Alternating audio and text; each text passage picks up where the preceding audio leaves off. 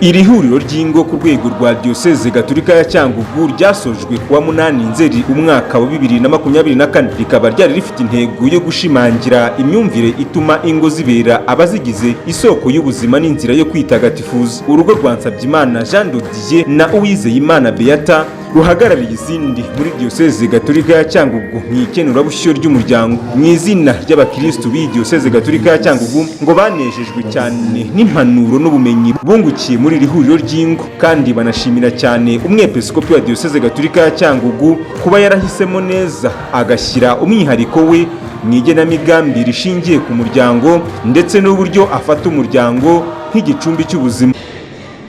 Nitwe rugo ruhagarariye izindi muri Diyoseze ya Cyangugu mu ikenurabusyo ry'umuryango, ariko ijambo twateguye riturivuga mu izina rya komisiyo, kuko komisiyo yavugiwe na padiri wihagarariye ku rwego rwa Diyoseze, ahubwo twe turarivuga mu izina ry'abakristo bose ba Diyoseze yacu.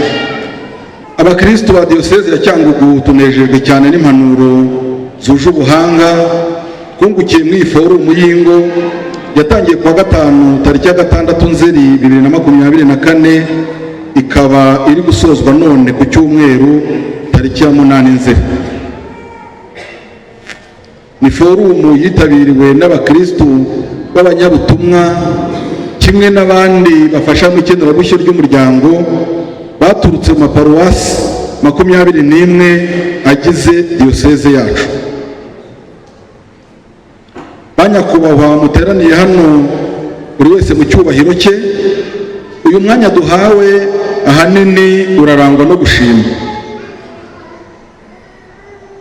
Turashimira by'umwihariko umwepiskopi wacu kuba yarahisemo neza agashyira umwihariko we mu igenamigambi rishingiye ku muryango, kuko afata umuryango nk'igicumbi cy'ubuzima.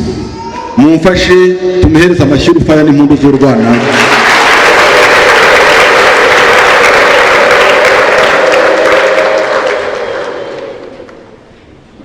Umushumba wacu yarebye neza koko kandi areba kure, kuko abanyabutumwa bose baturuka mu muryango. Umwaka w'ubutumwa dushoje wari ufite insanganyamatsiko igira iti twubaka umuryango mwiza, isoko y'ubukristo buhamye, waranzwe n'ibikorwa bitandukanye byagizwemo uruhare n'abafatanyabikorwa banyuranye. Turashimira kandi abapadiri bacu n'abihaye Imana ubwitange ntagereranywa bagaragaje mu bikorwa by'uyu mwaka dushoje kugira ngo ugende neza. Tudashimiye muvoma na komisiyo zose zituma umuryango ugenda neza, twaba twibagiwe inkingi mwikorezi. Turashimira nanone abakristo bose ibikorwa ntagereranywa bagiramo uruhare ruziguye n'urutaziguye kugira ngo ubutumwa bwose mu maparuwasi bugende neza. Ntitwasoza iki gice cyo gushima tutagarutse ku bufatanye busesuye n'inzego bwite za leta ndetse n'iz'umutekano ziduhora hafi muri byose. Ku ruhande rwa Uwizeyimana Beata yaboneyeho umwanya wo gushishikariza abakristo bagenzi be kugana imiryango ifite umwihariko wo kwitagatifuza mu isakaramentu ryo gushyingirwa. Nanone kandi nk'umugore yanakanguriye bagenzi be kugira ubutwari bwo gusesengura uruhare rwabo mu gihe havutse amakimbirane mu ngo, ndetse n'abagabo ngo uruhare rwabo rukaba rukenewe kugira ngo koko urugo rube kiliziya y'imuhira. Umuvandimwe arakoze, kubera ko umuryango ari igicumbi cy'ubutumwa, turashishikariza ibyiciro byose by'abanyabutumwa kwinjira mu cyerekezo gishya cy'umwepiskopi wacu mu bijyanye n'ikenurabusyo rihoraho ry'umuryango, nk'uko yabigarutseho mu ijambo ritangiza forumu, aho yagize ati buri mwaka ugira umwihariko w'ubutumwa, ariko ikenurabusyo ry'umuryango rizakomeza kwitabwaho buri mwaka. Turashishikariza nanone ibyiciro byose by'abanyabutumwa gukomeza kugira uruhare ntagereranywa mu bikorwa bizaranga uyu mwaka mushya w'ubutumwa dutangiye. Ntitwasoza uyu mwanya tudashishikarije abakristo bagenzi bacu kwitabira imiryango ifite umwihariko kwitagatifuza mu isakaramento ryo gushyingirwa, aho batorezwa kwita ku isengesho ry'umuryango, ikiganiro cy'abashakanye, kimwe mu nkingi ya mwamba mu gukumira no guhosha amakimbirane. Urugo rube koko kiliziya y'imuhira, papa abe padiri mukuru, mama abe vikeri ekonome w'urugo, abana bakuru nabo babe ibisonga, abato babemo abadiyakoni n'abahereza. Nk'umugore sinasoza ndakanguriye bagenzi banjye kugira ubutwari bwo kubanza gusesengura uruhare rwacu igihe havutse amakimbirane mu rugo, ariko n'abatware bacu gusesengura uruhare rwabo nabo birabareba. Kumenya uruhare rwawe mu makimbirane yavutse niyo ntambwe ya mbere yo gutanga imbabazi no kwisubiraho. Urugo rurangwamo amakimbirane adashira iyo rupfuye rurazima, kuko ntawe bakomokaho muzima ruba rusize ngo ruzakomeze kumwibukiraho, kuko abana bavuka mu izo ngo baba barabuze uburere bwa kibyeyi bagapfa bahagaze kubera ibiyobyabwenge, ubuzererezi n'ubwomanzi.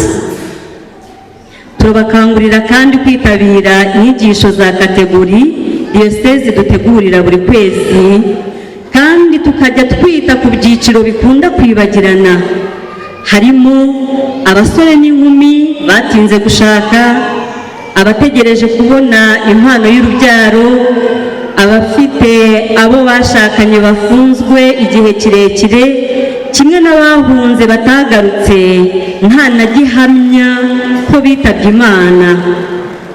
Nk'uko intego y'akarere ka Rusizi ari tujyanemo, twese duhaguruke nk'abitsamuye, tujyanemo, twubake umuryango mwiza, isoko y'ubukristu buhamye. Murakoze, mugire amahoro y'Imana. Umuyobozi w'akarere ka Rusizi wungirije ushinzwe imibereho myiza y'abaturage Anne Marie Dukuzumuremyi witabiriye isozwa rya forumu y'ingo ku rwego rwa Diyoseze Gatolika ya Cyangugu, mu ijambo rye yashimye uburyo iyi diyoseze ifatanya na leta mu gusigasira ubusugire bw'umuryango. Nyiricyubahiro Musenyeri, umushumba wa Kiliziya Gatolika Diyoseze ya Cyangugu, basasaridoti bihaye Imana, abayobozi Umurenge wa Kamembe na Gihundwe, bakristu bavandimwe, Kristu Yezu akuzwe. Mu izina ry'ubuyobozi bw'akarere ka Rusizi, turashimira Kiliziya Gatolika Diyoseze ya Cyangugu uburyo ifatanya na leta mu gusigasira ubusugire bw'umuryango. Mu ijambo yatugejejeho padiri ushinzwe umuryango, yatugaragarije ibikorwa byinshi byakozwe muri uyu mwaka wari waharahariwe ikenurabusyo ry'umuryango. Umuntu ntabwo yabisubiramo ngo abirondore byose, ariko turabashimira. Muri urwo rugendo mwadufashije muri byinshi, harimo kunga ingo zibana mu makimbirane, harimo kurengera umwana n'ibindi byinshi. Ariko nanone nk'akarere ka Rusizi turacyasaba ubufatanye, kubera ko urugendo ruracyari rurerure. Mu karere ka Rusizi turabarura imiryango irenga 900 ibana mu makimbirane. Turabarura abana n'abandi bari mu bikorwa bibi bibangamiye umuryango, bagera mu 175 barimo bagororerwa mu bigo ngororamuco bitandukanye. Abangavu batewe inda z'imburagihe ni benshi cyane. Turabarura nanone abana bari mu buzererezi n'abari mu muhanda batagira ingano. Ibyo byose ni ibibazo bibangamiye umuryango, dusaba kugira ngo dukomeze dufatanye, tubirwanyirize hamwe kuzageza bicitse, bityo umuryango ukomeze utere imbere, ukomeze ubane mu mahoro. mu butumwa kubaka umuryango utekanye kandi uteye imbere. Ntabwo twabigeraho twenyine nka leta tudafatanyije. Mu kubashimira rero byinshi byabashije gukorwa, turabasaba nanone ngo dufatanye ibyonnyi biri gusenya imiryango, dukomeze tubirwanye kandi tuzabigeraho. Turabashimira rero kandi natwe tubizeza ubufatanye kugira ngo ubutumwa bwa Kiliziya bubashe kugerwaho, nuko natwe nka leta tugomba kujyanamo namwe. Rero intego zanyu nizo zacu, turabizeza ko tuzakomeza gufatanya muri byose, bityo umuryango ugakomeza gutekana kandi ugakomeza gutera imbere. Nanone kandi akarere ka Rusizi mu ibarura rusange ry'abaturage, raporo yagaragaje ko Rusizi ari twe tubyara cyane mu gihugu cyose. Kubyara ni byiza, kubyara ni umugisha, ariko nanone reka tujyanishe umubare w'abana tubyara n'ubushobozi dufite bwo kubitaho.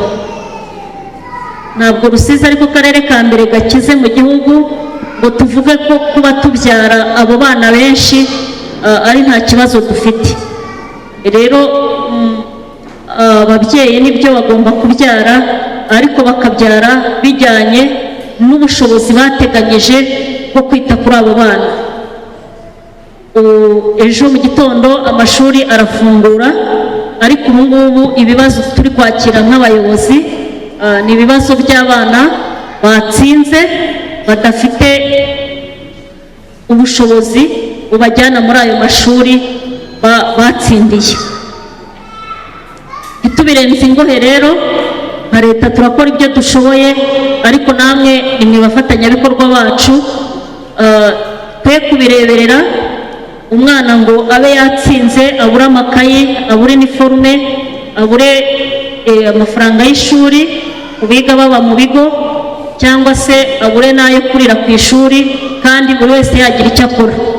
Ndabahamagarira mwese rero kugira ngo muze tujyanemo bariya bana batsinze neza, buri mwana wese abashe kugenda ku ishuri agenda atekanye, kuko nibo bakristu b'ejo hazaza, nibo bayobozi b'ejo hazaza. Mu gihe rero tutababaye hafi, ntabwo bazagera ku nzozi zabo. Shoje nkomeje kubashimira kandi mbizeza ubufatanye kugira ngo iterambere ry'umuryango twese duhagurukiye tubashe kurigeraho. Murakoze cyane, mukomeze kugira ibirori byiza.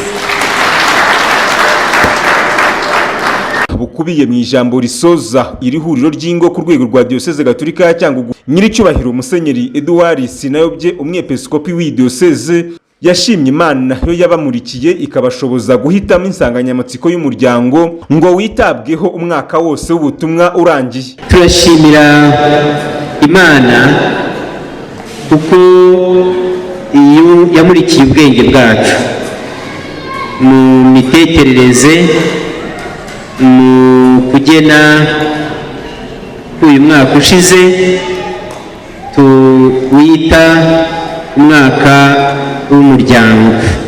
Tubona ko Imana yatumurikiye, ntabwo ari ibitekerezo by'ubwonko bwacu byonyine, nta naho byari kugera. Imana yatweretse kandi insanganyamatsiko twumva twese ifite akamaro. Umuryango, yewe umuryango ni byose pe, ni igicumbi cy'ibyiza byose, igicumbi cy'ubuzima, igicumbi cy'imigenzo myiza, igicumbi cy'amajyambere, cy'uburere bwiza, cy'imico myiza yose, yaba iya kimuntu ndetse n'iya gikristo n'iya roho. Muri iyi forumu y'iminsi 3 nayo dushimira Imana uko yagenze. Hano turi kumwe n'abatarashoboye kuyibamo yose. Iminsi 3 twazaga hano mu gitondo tugataha ku mugoroba, iminsi 2 n'uyu wa gatatu. byatubereye umwanya mwiza wo kongera gutekereza hamwe no kungurana inama uburyo twafata imigambi myiza kandi twakomeza imigambi myiza dufite dusanganywe yo gusigasira umuryango. Kubera iki? Kubera ko twarabibonye, umuryango mwiza niwo gisubizo cy'ibibazo byinshi dufite mu gihugu, mu muryango w'abantu no mu muryango w'ibyerekeranye na kiliziya n'iyobokamana. Niyo mpamvu rero umuryango tuherekeje amaso, niho umutima wacu uri, niho werekeye, niho tushaka, twiyemeje gushyira imbaraga kandi ku buryo bw'ubufatanye. Ibyo byose twabigiyemo inama, ngo abagiye inama Imana irabasanga ikabafasha, ikabungura, ikabamurikira, ikabunganira. Muri iki gihe cya sinode rero buriya ntabwo ntuzagire ngo irarangira. Iyi sinode ifite umwihariko wo kutarangira. Iyi sinode turimo yo kugendera hamwe, umwihariko wa mbere wayo ni uko atari sinode bafunga ngo irangire kubera ko ibibazo byigaga birangiye. Sinode yiga ngo kiliziya yabaho ite, kiliziya yakora iti. Iyi sinode yatubereye umwanya mwiza wo kujya inama kugira ngo twibaze icyo Roho Mutagatifu yifuza ko twakora, cyane cyane muri uyu mwaka ushize w'ubutumwa, kugira ngo tubashe kuba kiliziya itanga ibisubizo, itanga urumuri mu mibereho y'abantu. Hari ikintu cyiza kitushimisha dufite kandi cyamaze kuba umuco, dukesha nuko kujya inama muri sinode, ni uguhaguruka twese. Iyo tuvuga twese, ni ukuvuga twese uko turi, twese abiyeguriye Imana, abasaserdoti, musenyeri, abakristu, urubyiruko, twese tukajya mu rugo rw'abakristu. Twayise Kristu muri buri rugo. Kristu muri buri rugo byamaze kuba umuco, byamaze kuba uburyo bwo gukora. Byatumye tumenya uko ingo zacu zimeze. Ntabwo twashoboraga gufasha abo tutazi, abo twumva bavuga gusa, wenda mu makuru. Mu kanya uyu mubyeyi twicaranye ambwiye inkuru, ariko ni inkuru itari nziza, y'umuturage hariya muri kiriya gice, umugabo ngo wishe umukenyezi we, madamu we. Uko niko imiryango imwe n'imwe imeze.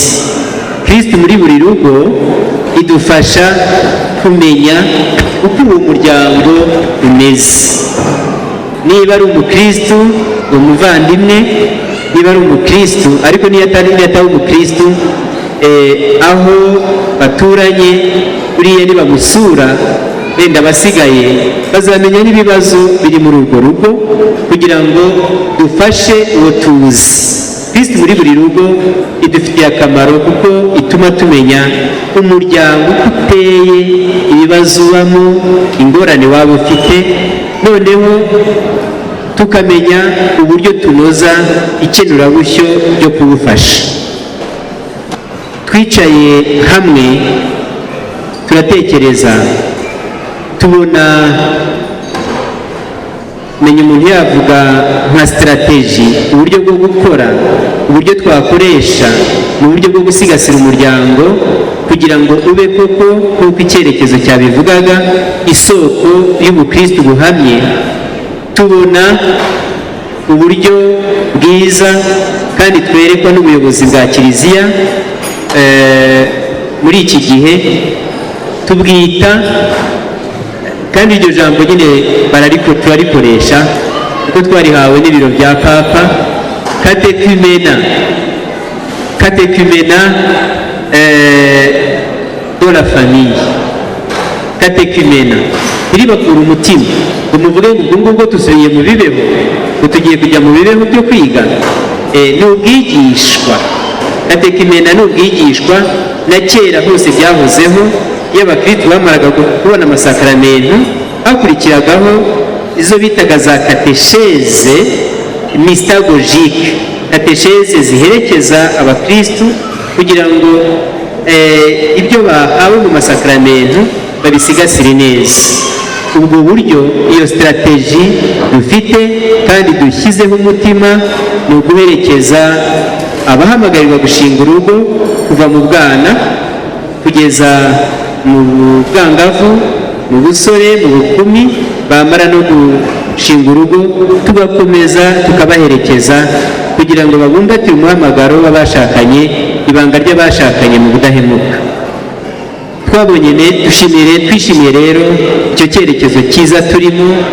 Twishimiye twese ko abavuze mu izina ryacu twese, haba mu kiliziya n'ahandi na hano, ndetse bagarutse kuri iyo ngingo bayishimangira ko umwaka w'umuryango tutawurangije, ahubwo twagize umugisha wo kubonera icyerekezo cyiza, turawukomeza.